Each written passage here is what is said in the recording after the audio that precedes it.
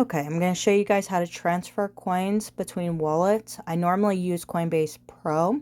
However, I just did my first recording with Coinbase Pro and it blacked out the whole Coinbase Pro screen. So you guys could only see half of it. So now I transferred everything over to crypto.com and I'm going to transfer those things over to Binance just to show you how. Now the thing is, no platform has all the coins. So I have a whole lot of platforms, and a lot of these platforms only have one coin on them. Now, on this screen, I have two down at the very bottom, Voyager and KuCoin, that I just can't get my money out of. So they're sitting there with something in them. And then these ones are all ones that I'm testing out because I'm trying to find a user-friendly one that I can recommend to people. Okay, so anyway, right now I'm going to use crypto.com and Binance.us. Binance and Coinbase are the two I mainly use. I use Coinbase for all the popular ones. I actually use Coinbase Pro, but Coinbase, I link those ones to my actual bank account. I do not link any others to my bank account. Then whenever I need just one coin from a different platform, I just transfer like XLM over to that platform and I don't have to link my bank to them all.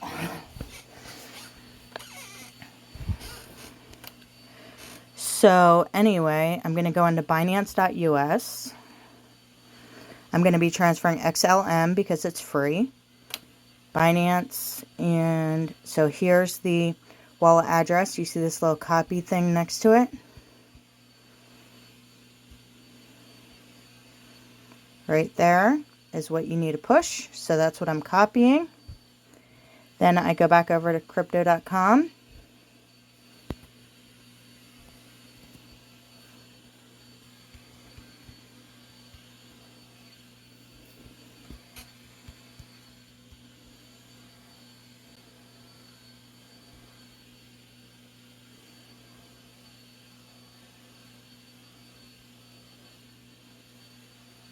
I go into my crypto wallet. It says buy, sell, pay, transfer.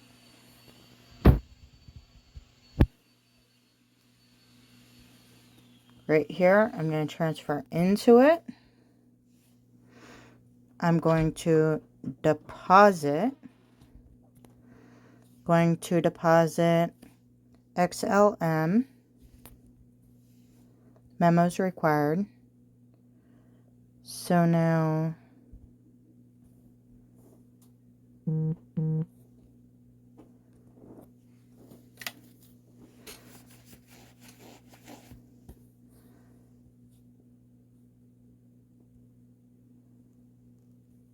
I don't know why it's copying my address from there.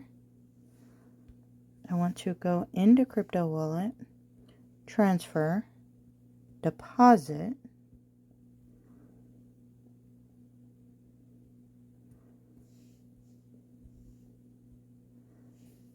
deposit XLM. I don't know why I have a code already here for the deposit screen.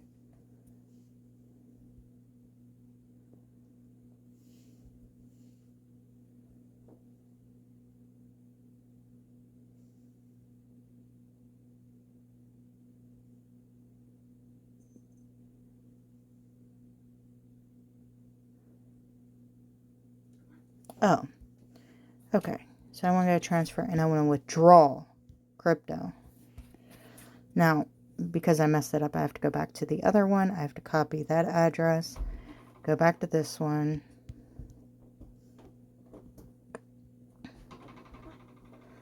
Going to go to external wallet here.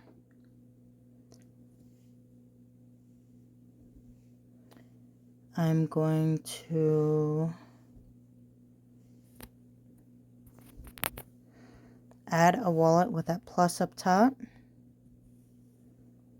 XLM address. Then I'm going to go back to the other screen for the memo down here. The memo, and then I'm going to use that right there. I'm going to copy that one, Go back to the other screen.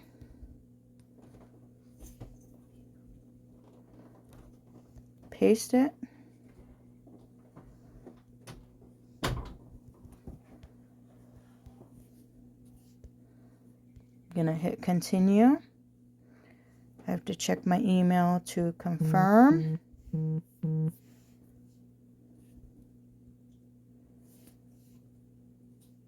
Crypto.com.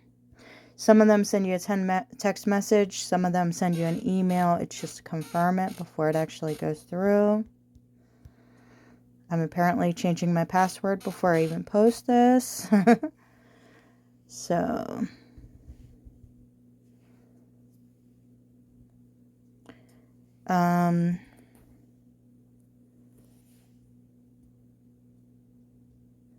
XLM, Kelly XLM is what I just named it. So I'm going to hit withdraw. I'm going to withdraw all. Oh, great. It won't let me. Okay. But anyway, you would hit withdraw.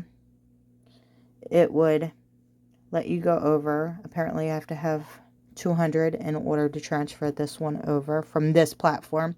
That's just a this platform requirement, which is how money gets stuck in some of the platforms. Or it costs 3/4 of my money to be able to transfer that type of coin out. So then it gets stuck in that platform also. Okay, so anyway, that is actually how you transfer coins back and forth.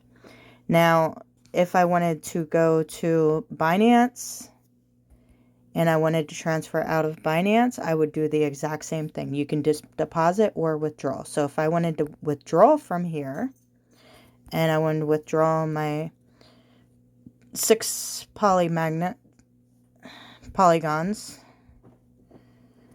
which I can't because that one's 36, but you get the idea. And then it would give me a code. I would copy that. I would go into the other platform. I would paste that just like I showed you. So the fact that I can't actually go through with it does not change the process itself. Then you would go to the other platform. Sometimes it takes about 5 minutes if you transfer XLM or Cosmos. If you transfer other coins, sometimes it takes an hour, sometimes it takes a day. I learned the hard way that ETC took 2 days for it to transfer. However, I did get it 2 days later. So that is how you transfer. Now, I'm going to also show you Trust Wallet. So the first thing that you have to do in Trust Wallet is go in and you need to click on this buy button. And you want to buy BNB Smart Chain or a regular BNB, or you can transfer BNB from another platform over to this one using the technique that I just showed you. So you would buy it, it uses Simplex to charge you, you would hit next, and that would make the transaction go through. Now, if you have regular BNB, if you see these buttons down here at the bottom,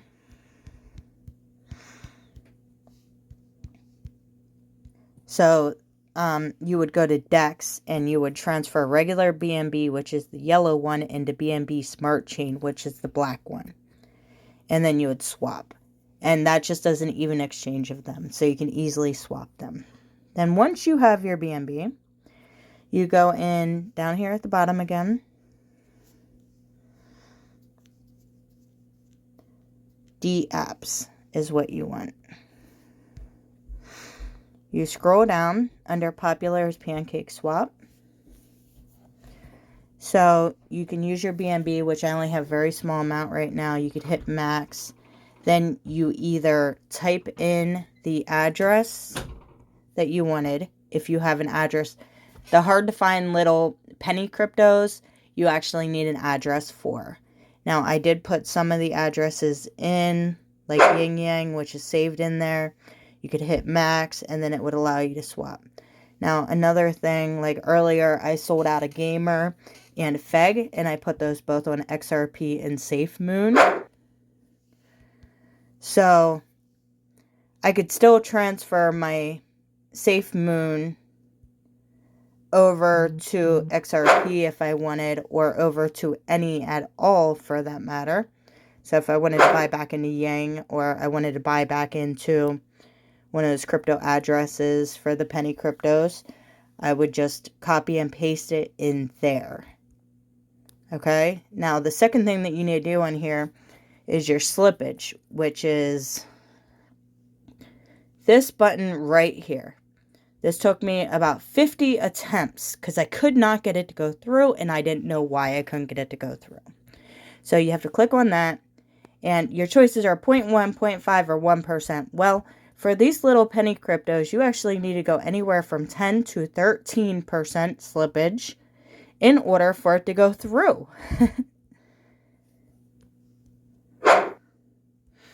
So you see, I could do that. I could approve the Safe Moon, and then I would hit swap. As long as my slippage tolerance is high enough, it will let it go through. Then you would go back to your Trust wallet, which my balance is normally around $100, but everything's dropping right now, which happens on a Sunday, so I try not to look at it on Sundays. And it goes up and down. It's like, you know, that's how this works, right? Alright, so anyway, guys, there are 2 groups that I'd like to recommend to you. One's just a Facebook chat group. We all help each other. It's basically empowering people to find financial freedom and just assisting each other. And it's called Finding Freedom with Finances, Stock and Crypto. And the second group that I also assist with is called Day Trading for Beginners group. And that's a Facebook group. They do have a paid alert group too, where Jason gives alerts every day for day trading stocks. And we just started a crypto side that I also assist with. And it's really a great group. Message me for a link, or go ahead and join the Facebook page and ask questions. If you guys have any questions for me, feel free to reach out to me anytime. I'm always willing to help people. I'm not usually available like Monday during the week, during the day.